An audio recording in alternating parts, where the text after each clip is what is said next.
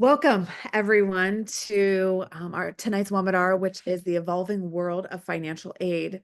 And as everybody has joined, we would love to know the grades of your college-bound children. So if you can participate here for a second and write in the chat box, please let us know the grades of your college-bound children. We want to provide you with relevant examples this evening to meet you where you are at in the college planning process. Again, like she said, my name is Georgia Huntsman, and I am a student support specialist with my college planning team. Thank you so much for joining us this evening for the evolving world of financial aid. And we really appreciate Grays Lake Area Public Library for bringing this to you guys. You will really love the information that is here.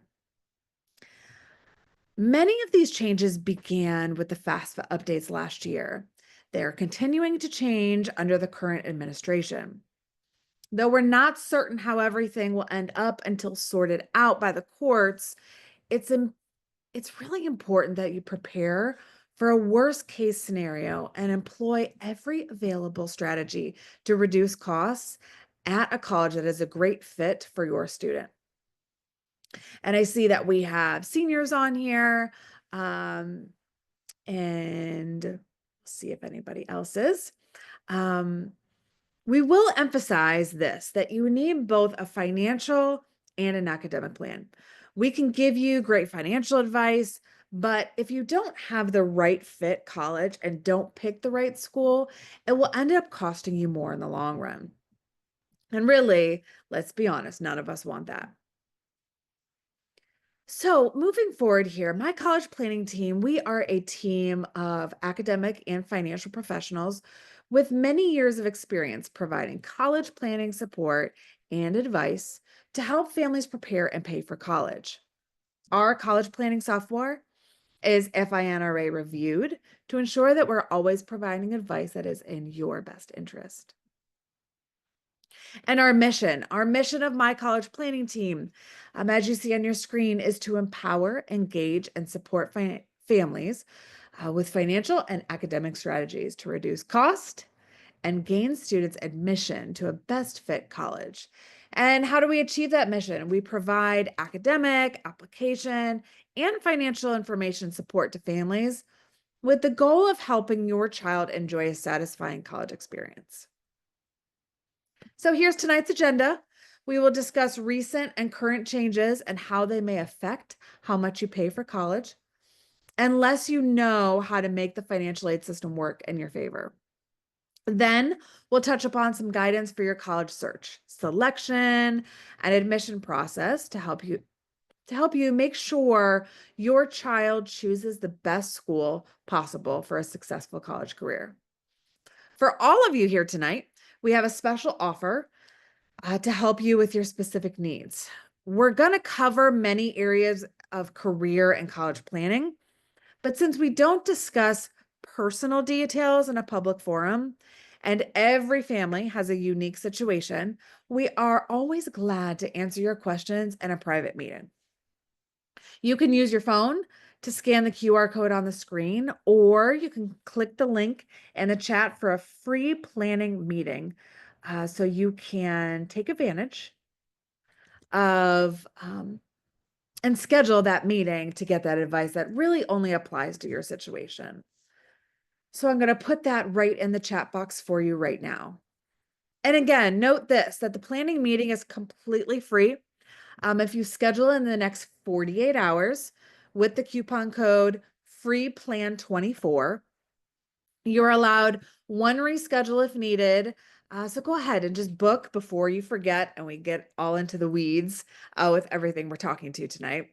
Once you do put in that code, it won't require any payment information and it'll take you right to the calendar to schedule. I want to make sure everyone can take advantage of this tonight, of this offer. So let me know if you have any trouble and I will assist you at the end of this evening.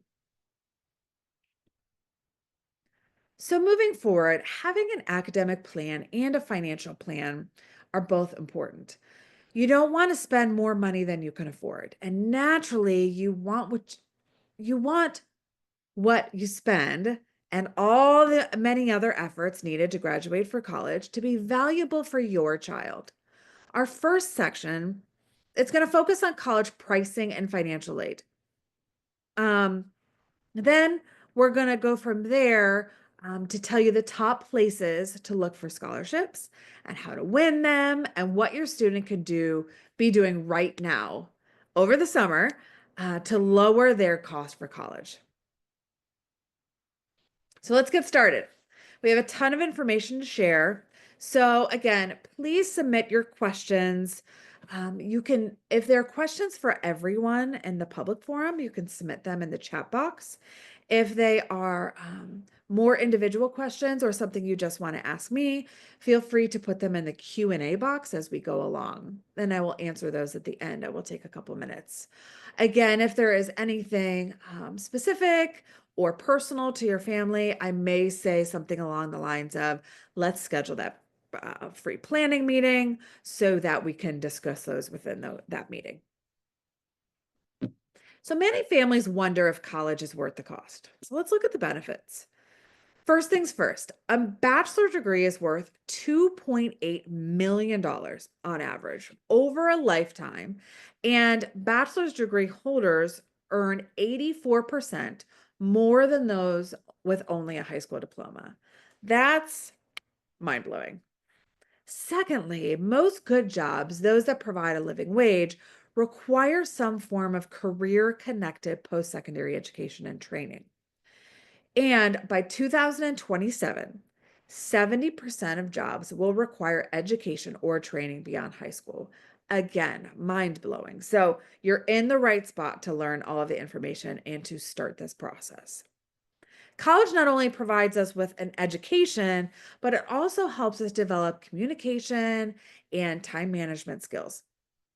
Your student learns how to work as a team, be adaptable, resolve conflict, and adopt leadership and problem solving skills. Fourth, 85% of jobs are found through networking, and college provides an opportunity to develop a strong network.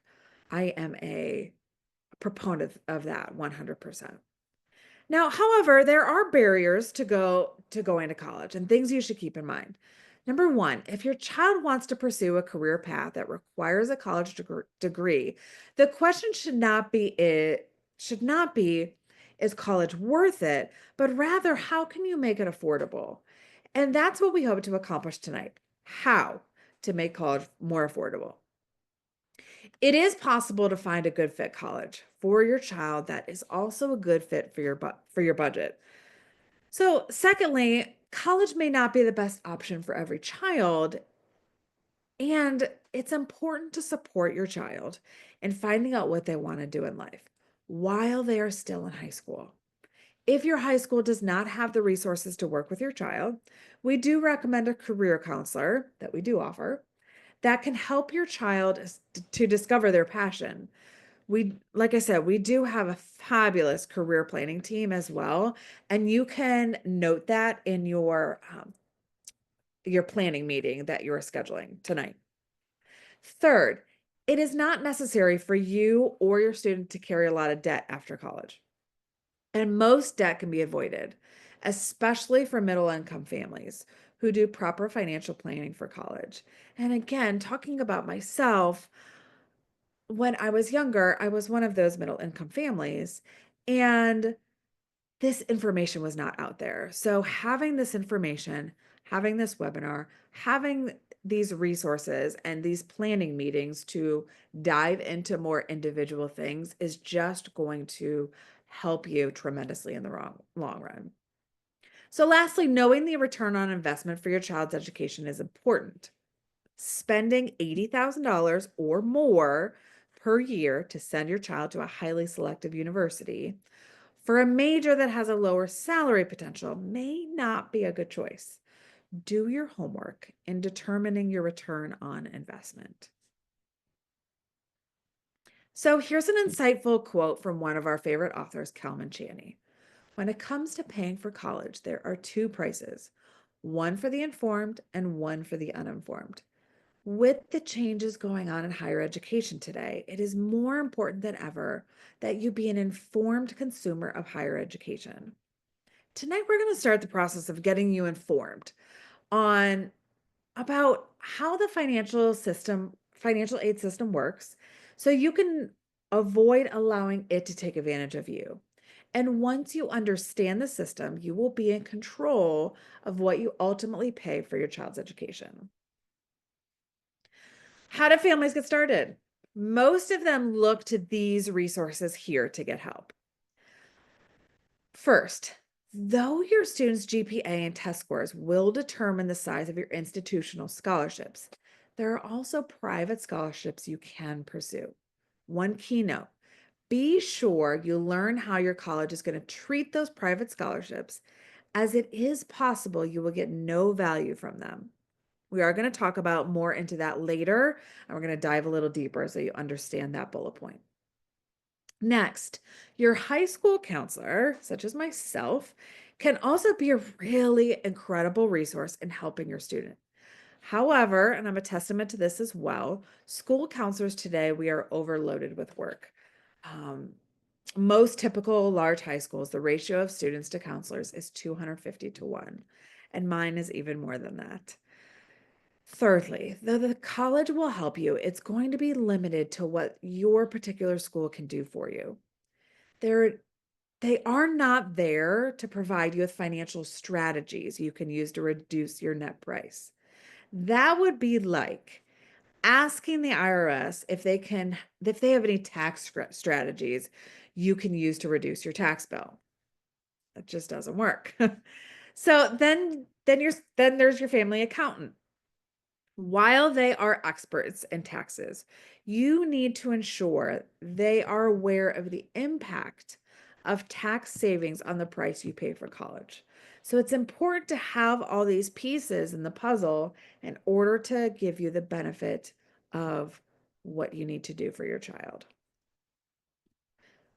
So I'm going to start by talking about college funding strategies, the FAFSA, and understanding how the methodologies work to help maximize the amount of financial aid you are awarded.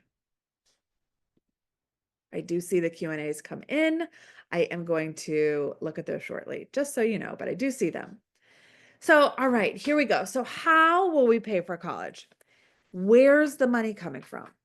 So are you going to use your current income? While there may be a few families that can cash flow their child's education, most middle class families can't.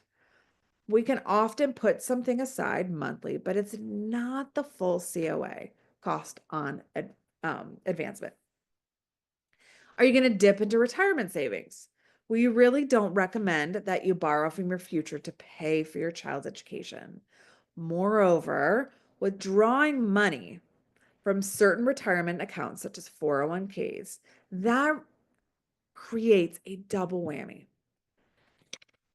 So, this not only decreases your retirement savings, it also increases the income financial aid systems used to calculate financial aid offers. So, you lose aid by doing this. Also, while many families have 529s, many don't have enough money to pay for much more than 1 or 2 semesters of college. And again, I was a testament to that. That happened to me when I was a kid. My parents, they did fantastic to try to save as much as possible, but ultimately, that's what possibly could happen. 529s in itself, they are assessed by the colleges as a parent asset, which is at least lower than if it was a student asset. All right, take out loans in reasonable amounts. You want to do that. Federal loans can help you effectively fund your child's college career, but the emphasis is on reasonable. Borrowing large sums of money with an uncertain future payoff is by definition risky. So you need to exercise caution when taking out educational debt. Our rule of thumb is to keep loans less than the first year expected starting salary in your child's major or intended profession. And I'm going to say that one more time because if I were you, I would totally be writing that down because this will look at a little bit more research that you may have to do on your end. So again, our rule of thumb is to keep loans, what you're borrowing, to less than the first year expected starting salary in your child's major or intended profession. So, for instance, if you plan on being a nurse, an RN, go ahead and look at what the expected first year starting salary is and then keep it under that. So, next, private scholarships are great and are a help, but many such scholarships are only for a few $1,000s, which is only a small part of a college bill. And we're going to talk about that as well in a little bit. And they often require more applications and time spent to secure them. But again, there is a silver lining to that that we will talk about soon. The real money, though, does come from the colleges themselves in the form of what they term merit and need-based aid. When you look at financial aid, you need to talk about the FAFSA, the free application for federal student aid, and the big changes that took effect last year from the FAFSA Simplification Act, which typically opens on October 1st of your child's senior year. Let's take a deeper look at the FAFSA. And yes, this image is quite sarcastic, as no one I know is excited about the FAFSA, but we all need to be informed and educated on it. Taking a look at some of the changes that happened last year, let's start with the positive. Number one, the FAFSA is easier and quicker to complete because the number of questions was reduced to roughly half and will largely use a data pull directly from your tax return. So it's approximately about 35 to 40 questions. Secondly, for most families, untaxed income from sources outside of the tax return no longer has to be included as income. Third, though child support is not assessed as income, it must still be reported as an asset, which is still a really big win for divorced parents receiving child support because the asset assessment is much lower than the income assessment. Next, parents no longer have to add back their tax-deferred contributions to retirement as income on the FAFSA. This provides an opportunity to lower your assessed income and what you pay for college, if you can afford to increase contributions to your account. However, contributions to IRAs and other qualified retirement plans claimed as an adjustment to income, they must still be reported. Remember this. With the 2-year look back on income, it's important to start your financial planning for college sooner rather than later. And even though, you know, we may have juniors or incoming seniors here, you're still in the right spot. Financial assistance from grandparents or others outside of the immediate household used to be treated as untaxed income to the student. And also, lastly, low-income families eligible for Pell Grant will benefit the most from rule changes as more families will be eligible. Fantastic. This may change, however, under the proposed change of the current administration. And again, it has been changing, but we will continue, especially if you do that free planning meeting and you let us help you out. We will keep you in the know on everything that's going on. One common thread you will hear with these potentially negative changes is that they open up the potential for a possible appeal. And again, this was not a thing back in my day. But I will be reiterating that often. The previous rule required that the parent with whom the child lives the majority of the time fill out the FAFSA. The rule was changed to the parent who provides the most financial support to the child. If you aren't sure, this is something we can help you determine during that planning session that you're scheduling. For single parents, this may be an area for the appeals process if you're getting inadequate support from their former spouses. Not providing an SAI discount is a big negative for families with two or more students in college at the same time. If your SAI was 30,000, for example, it previously would have been cut to $15,000 a child. Now it is the full SAI each. So even higher income families previously could receive need-based financial aid during their college children's overlapping years. However, it seems most institutional methodology schools, and again, we'll discuss that in a minute, have kept that discount, which is often about 30 to 40%, or it may be, again, another potential area for an appeal. So no worries. Next, the previous farm exclusion and small business with less than 100 employees exclusion was eliminated. Families that own either are now required to report the value of that farm or business on their FAFSA. This will hit parents who own investment real estate with high equity value the hardest. Families used to be able to convert this personal asset into a business asset and save on college costs. Here's a positive news flash on what's going on in Congress though right now. How many here tonight are small business owners or own a farm? Anyone? Awesome. Thank you. So we're going to keep you updated on this proposed legislation on our blogs and our newsletter. So Megan, keep an eye on that. If any of the items on this slide affect you, it's important to know the strategies available to you.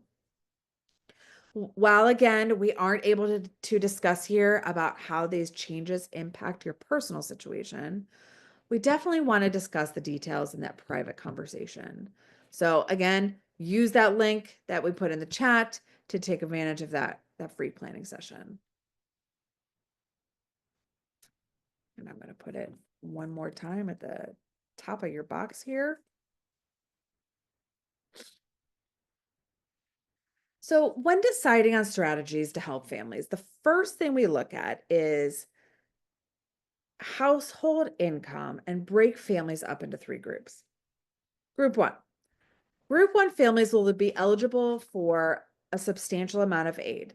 If you are in this group, your main concern is to make sure you capture all of the federal, state, and institutional aid that is available to you. Because some of the federal and state aid is provided to colleges in the form of a block grant, colleges have some discretion on how they can distribute that money. The money can also run out in a month or two, so completing the FAFSA early is more important for this group. Although I say this for everybody, this is the example that I give. The FAFSA is like a big vat of money. Once they give it out, they do not replenish it. So the earlier that you can get your FAFSA done, the better. The great thing again, though, is that because it's 2 years prior, you hopefully all of you have your taxes done from 2 years ago, so you'll be able to use that IRS data retrieval tool to get your information quickly and be able to fill out the FAFSA. That was my side note. Group 2 families have the greatest challenge in paying for college. Many middle income families are both unable to save enough to pay for college and at the same time are not eligible for any federal or state aid. Strategies we're discussing tonight will apply to mostly to these families. And then group 3, families have less opportunity for need-based aid, even if they're going to an expensive private university. What these families often forget is the options of that appeal process. Although the FAFSA asks about more than just income, this is a good way to start and strategizing to reduce your college costs. All right, without going into detail, the SAI is produced by a complex formula that includes a combination of your family's characteristics as well as your family's income and assets. Income includes both wages and also business income and distributions from investments, along with some other resources. Whether the parent or the student earns the income has an impact as they are assessed at different rates. And the impact of assets also depends on who holds them, the parent or the student, with some assets excluded from consideration. All of these have an impact on the SAI. Note this, that schools use your SAI to calculate what aid they will offer based on their own formulas. They look at your demonstrated need, COA minus SAI, and then they take into account how much need they choose to fill. And this differs by school. Some may fill 100%. You may have heard of meet needs schools that fill all of your demonstrated need, and others may be much less, like 70% or 50%.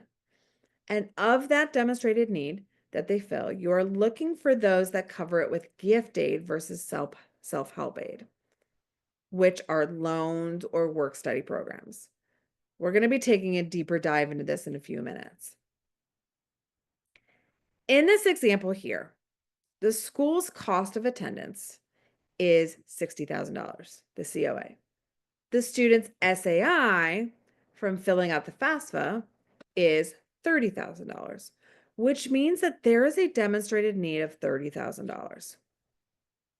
If the school covers 100% of the student's demonstrated need, then the student is responsible for paying $30,000, the amount of their SAI.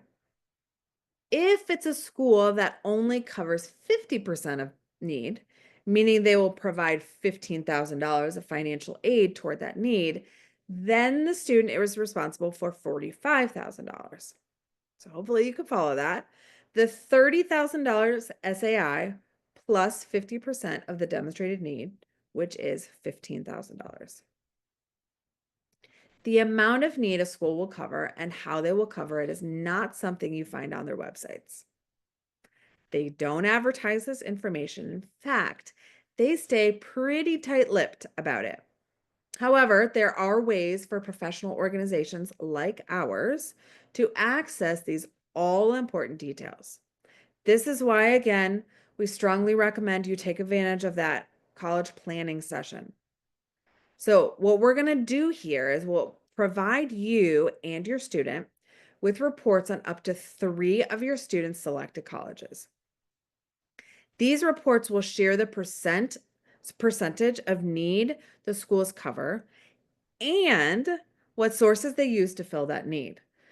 The reports are also helpful in knowing whether your student has received a fair offer based on the information about their formulas and policies.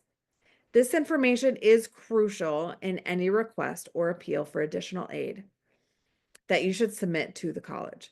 We also can help with identifying areas for those appeals as well as helping your student write them. Ding, ding, ding. All included in the planning session. So we want to make sure we hit home to this and make sure you don't forget to take advantage of this opportunity. If I was you, my kids are young still, but I've worked in this for a long time. It's so worth it. Here are just a few income strategies you can sometimes use to potentially lower your SAI. As I mentioned, the SAI is based on family income 2 years prior to the student's enrollment. That's why you need to start planning early to lower your costs. Keep students' income under the current protection allowance. The income protection allowance has a big jump last year with the new changes to the FAFSA to $9,410. This year, I believe it's going up to $11,510. Amazing. It's important to note that this does not include a work study your child earns while in school. Don't take capital gains during your income reporting years.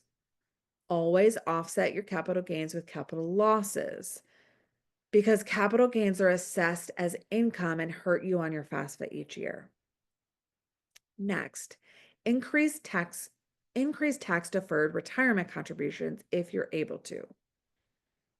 As I mentioned, especially if you're on the edge of additional aid, you can increase your tax deferred retirement contributions if you can afford to do so. Postpone bonuses.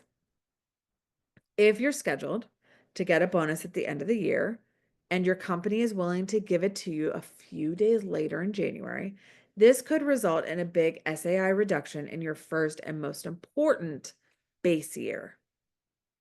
Then time charitable contributions to lower your SAI. You really need to talk to your accountant about this one because you may be helping yourself in one area and hurting yourself in another. So you need to balance that. Accessible assets. When we say accessible assets, we mean those assets are accounted and included in with the FAFSA. As we discussed earlier, with the changes implemented last year, any business or farm value is now added to this list. And you can read the list on the screen now.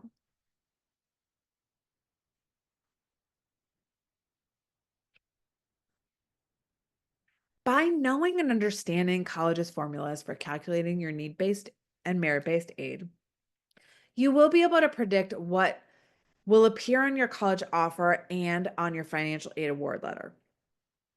Most financial aid calculators are 2 to 3 years out of date and are currently not good predictors of the aid you will receive from your selected colleges.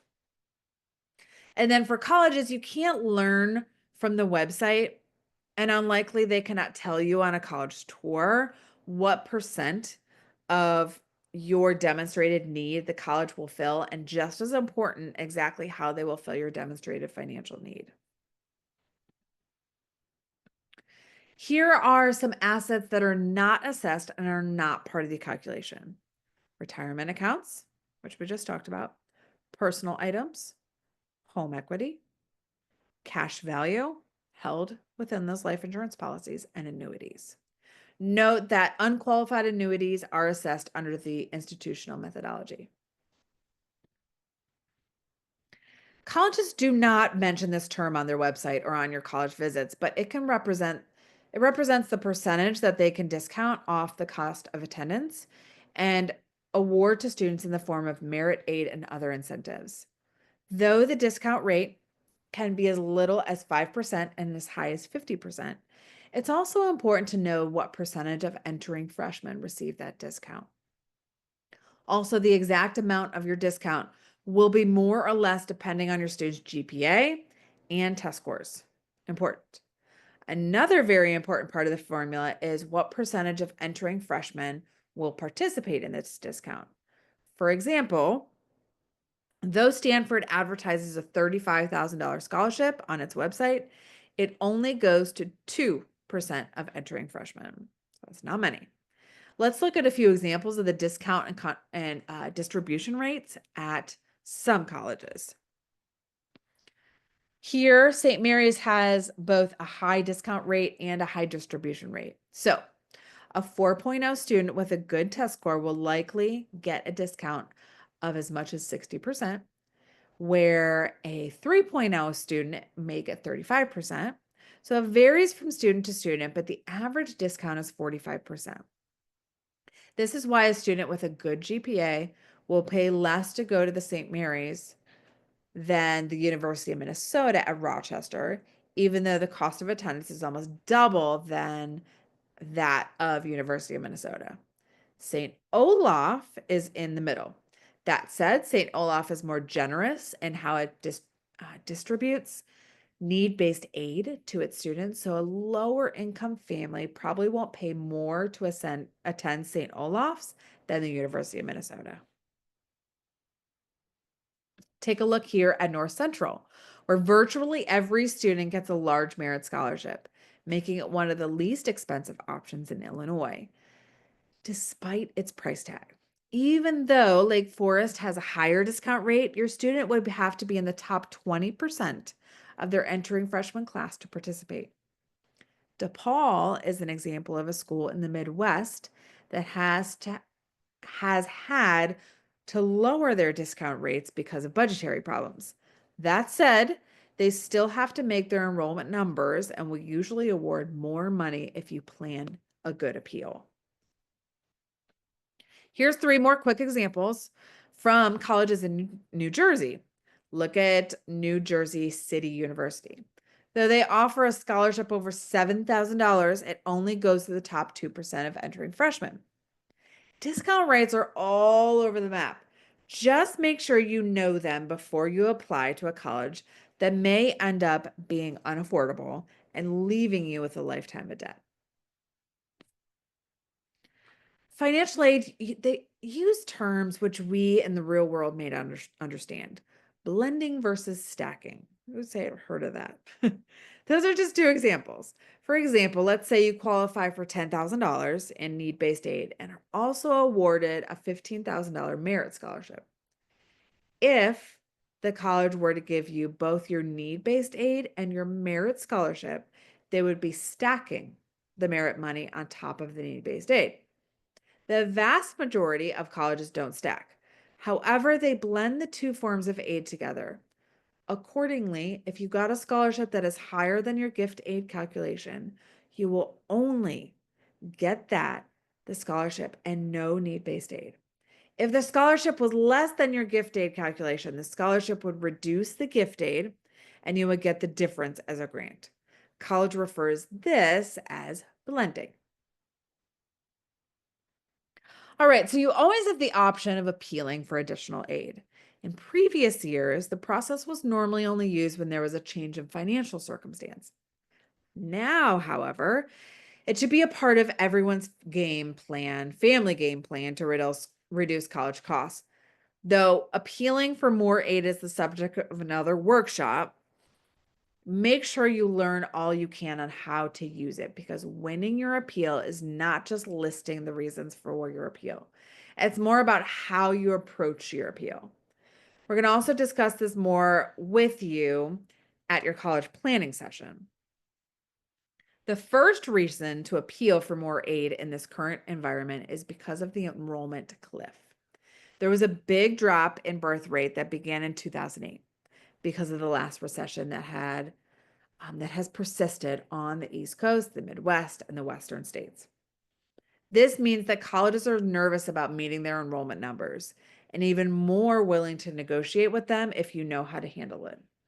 To make matters worse, more kids are pursuing micro credentials to provide them with the skills they need to get a decent paying job instead of going to college to pursue a degree. Finally, many colleges are alarmed by their decreasing yield rates. The yield rate is the percentage of students that are accepting a college's offer. Some of those yield rates are approaching 10%, which means that the college would have to make 10 offers for every one student they enroll. Great information. Under the current administration, it's likely that families in Group 1 and at the lower end of Group 2 will no longer have a portion of their federal student loan subsidized. This, of course, means interest is accruing from the time the loan is dispersed, resulting in larger payments when their students begin paying back the loans 6 months after graduation. If all loan forgiveness programs are eliminated, even for students entering public service, home ownership may no longer be an option for students, especially those who go on to graduate school and end up with a mountain of government debt. Undergraduate students, however, are expected to have one income-driven repayment program available to them.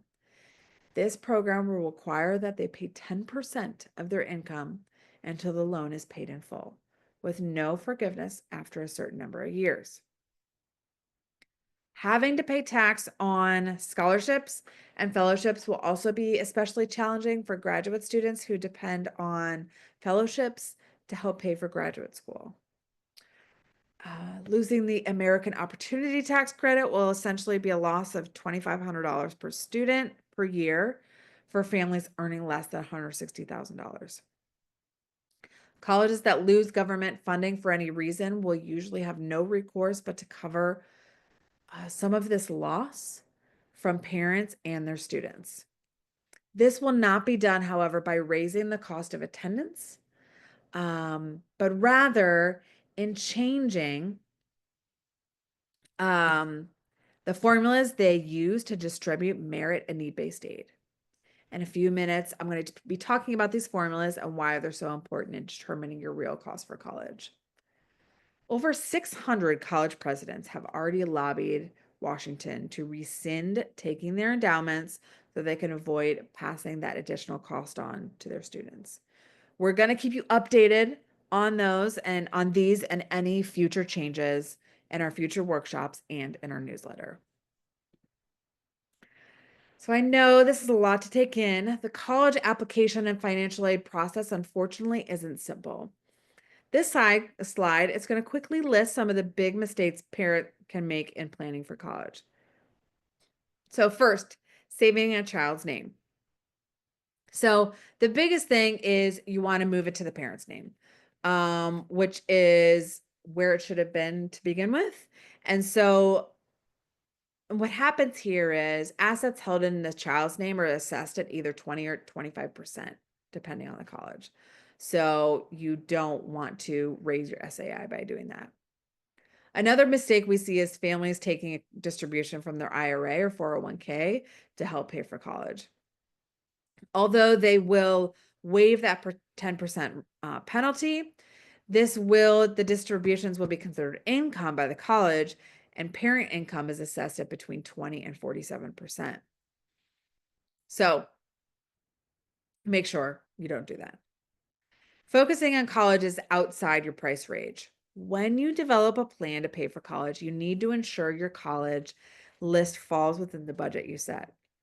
And, I hope this workshop has pointed you in the right direction on the importance of knowing the formulas your selected colleges use before applying to them. So, not that you can't apply for other schools and hope for a potential scholarship or an appeal, but you just want to make sure your child understands that this might not happen and not get their heart set on a specific school. Plan carefully in anticipation of filling out the FAFSA and CSS profile forms. If you have a fairly complex tax situation, you should consult with an accountant to make sure you're taking advantage of perfectly legal strategies to optimize your taxes. Also, not using the appeal process. Once you've been accepted and been awarded a financial aid award by a college, in many cases, that isn't the end of the process. It's possible to appeal decisions in something approaching a negotiation process.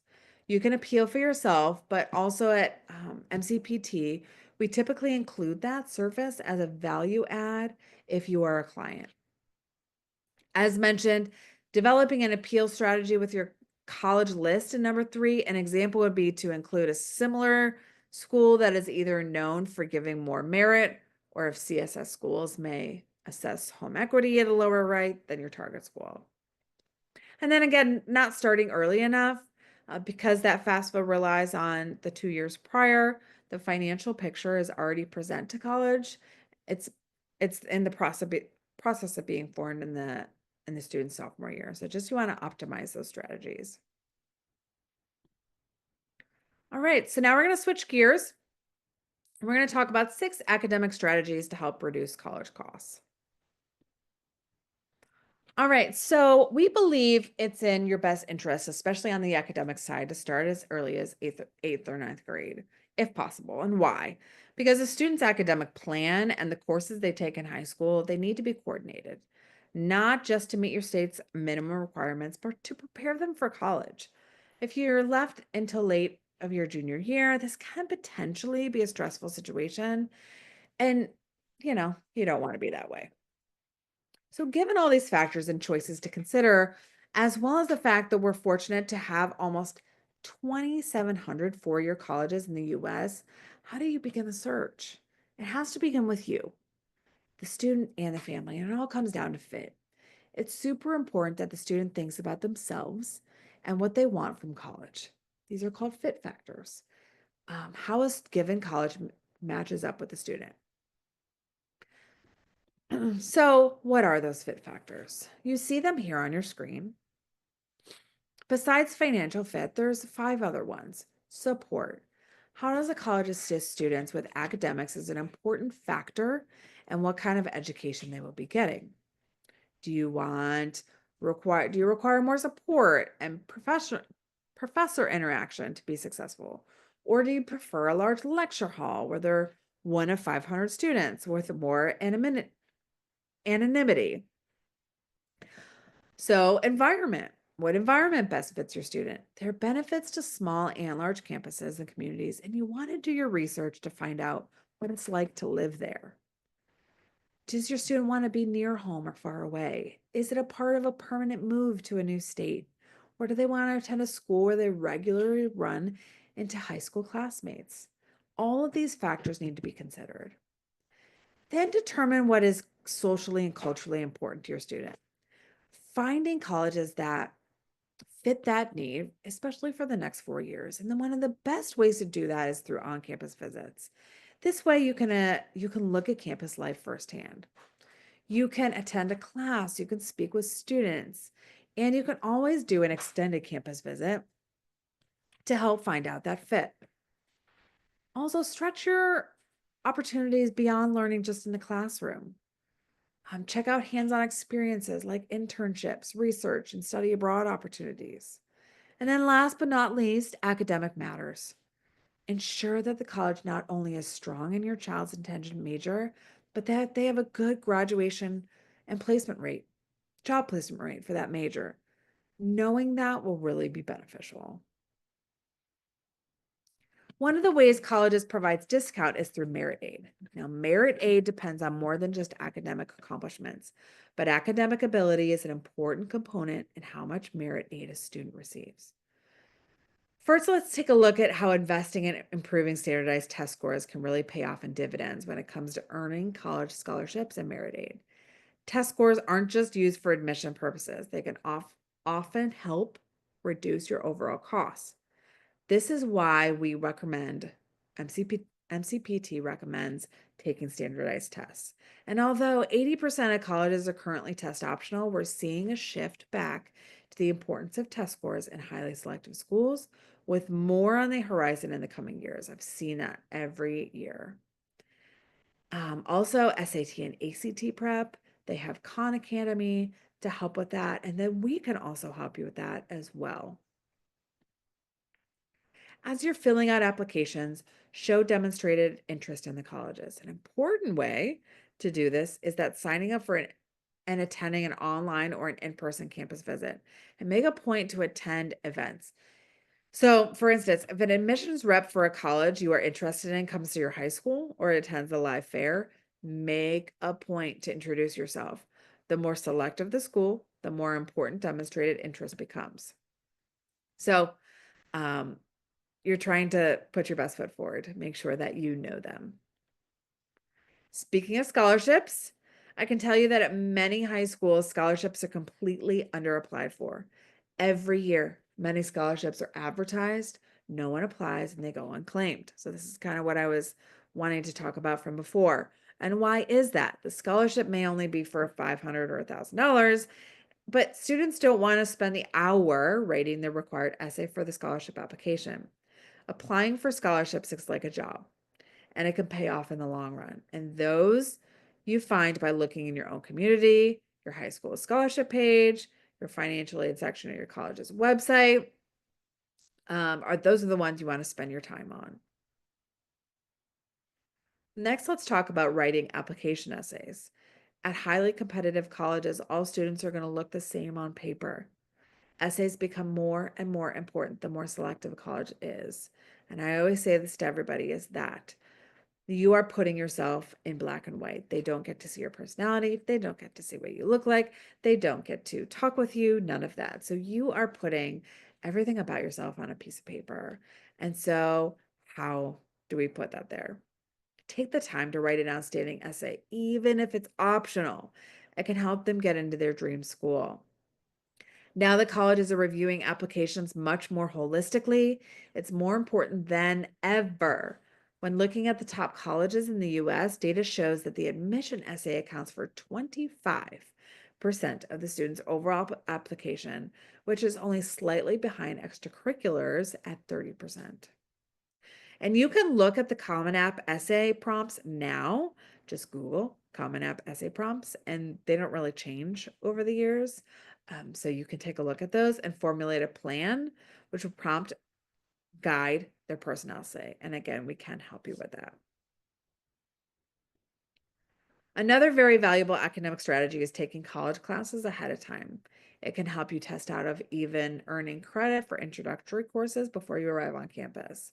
And this might ultimately reduce the cost of college degree by allowing you to graduate early or accelerate the time frame when you can take more advanced classes when you're an undergraduate. So make sure to ask your high school counselor if your high school offers those classes.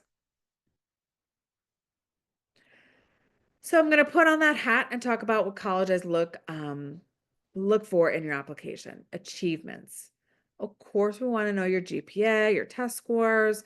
We want to know the rigor of your classes. Did you take AP or College Credit Plus classes, or did you take the easy way to your GPA? How did you challenge yourself academically? Are you ready for the rigor of college classes? Experience. What are you involved in? Sports, music, drama, speech, debate, mathletes, any community service? Do you have a job? Do you have responsibilities at home? In short, how have you contributed to the community in which you belong? And then motivation. We need to know in some cases, regardless of your grades, what motivates you to succeed. How do we know that you are serious about college and will be able to excel in our courses and graduate? So now more than ever, it's important to show your strong character by clearly showing your achievement, experience, and motivation. So as we wrap up, here's what a college search done well consists of. Know who you are and how higher education will help you. Research your college as well and know what you can afford. Prepare strong applications that can bring all the best to the table and make an informed, wise choice after all the admissions and financial aid award letters are in. And again, we can help you with all of that.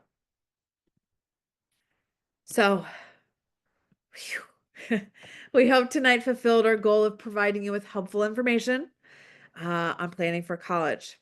We'd love to hear from you. If you can complete this brief application, goodness gracious, evaluation, we'd appreciate it if you can complete it.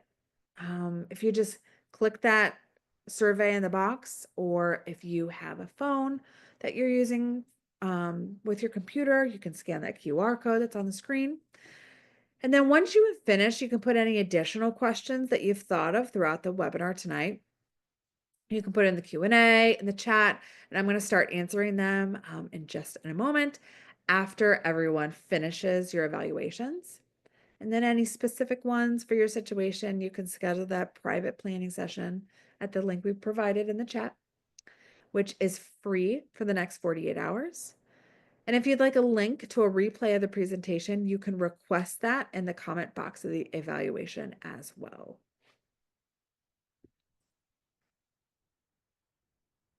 If anyone has trouble with the link, let me know.